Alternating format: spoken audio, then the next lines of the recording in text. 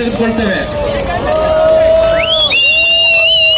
ದಯವಿಟ್ಟು ಯಾರು ಕೂಡ ಸೀಟಿ ಹೊಡೆಯಬೇಡಿ. ಅಲ್ಲಿ ಅವರದ್ದೇ ಆದ ಸಿಗ್ನಲ್ಗಳು ಇರ್ತದೆ ಸೀಟಿ ಮುಖಾಂತರ. ದಯವಿಟ್ಟು ನೀವು ಕೊಡಬೇಡಿ.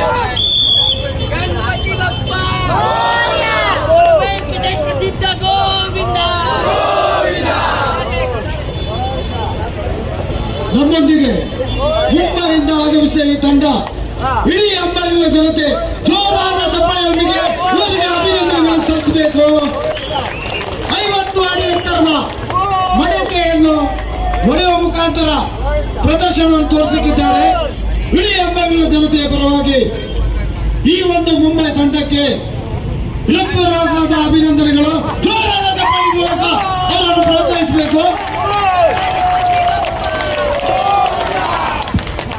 9 ವರ್ಷದ ಪುಟಾಣಿ ಬಾಲಕಿ ಮನಸ್ವಿ ಸಂತೋಷ್ ಗುರು ವಂದನೆಯನ್ನು